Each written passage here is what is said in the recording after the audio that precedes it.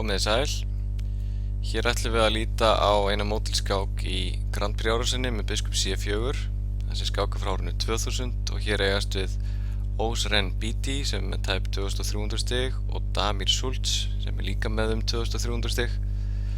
Byrjunarleikirnir eru hefðbundnir í Grand Prix árásinni E4 og C5 og riddari C3 og riddari C6, F4 og D6, riddari F3 og G6 og biskup C4.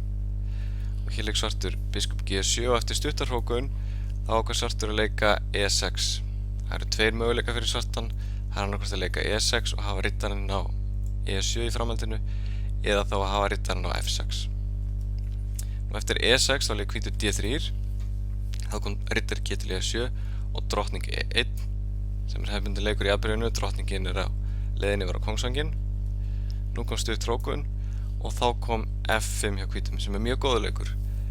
F5 opnar fyrir biskupin á C1 sem er á leiðina H6 eftir að drottningin fyrir á H4 og eftir að hvítur fórnar þessu peði þá fær hann mjög góða bæti fyrir. E-drupur F5 kom núna og drottning H4 og hvítur þarf ekkert að vera hræddur að svartur hirði peðið á E4. Ef svartur er mjög gráður og hirði þetta þá sjáum við hvað línundar opnast hjá hvítum. Hann leikur riddari G5 sem hótar auðvitað máti á H7 en hóta líka peðin á F7 og þetta hrynur allt saman hjá svartum. Þannig að eftir drottning H4 þá kom drottning D7 hjá svartum. Þetta er svolítið skringilegu leikur en hugmyndin hjá hvítum var að leika biskup H6 og riddari G5 í framhaldinu og sennilega skásti leikurinn hjá svartan í stöðunni að leika H5 þó hann sé ekki fallegur. Hann getur barist áfram. En eftir drottning D7 þá kom biskup H6 og nú leik svartur riddari E5 og þá leik hvítur riddari G5.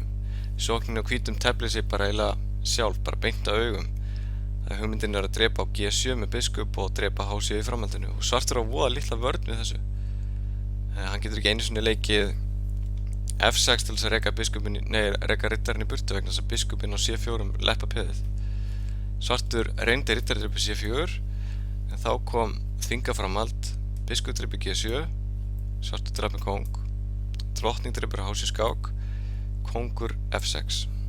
Svartur kóngstæðan er ekki falleg en svartur er í augnablikinu manni yfir, hóta riddarinnum á G5 og hvítur þarf að tefla svolítið nákvæmt til þess að finna mátleið.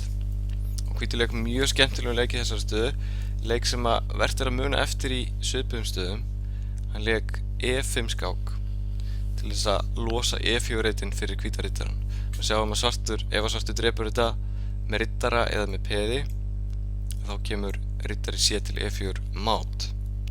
Þannig svartur tilneyddur til þess að taka riddarann á G5 og er núna tveimur mönnum yfir en er bara hreinlega óvanandi mát í framhaldinu. Nú kom H4 skák, kóngur G4 og einn róleguleikur drottning H6 sem hóta máti á G5 og eina vörn svarts við þessu er að leika F6 en þá máta hvítur í tveimur leikjum með hrókur F4 skák, kóngur G3 og riddari E2 mát.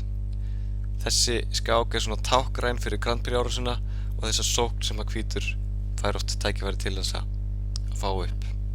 Takk fyrir þetta.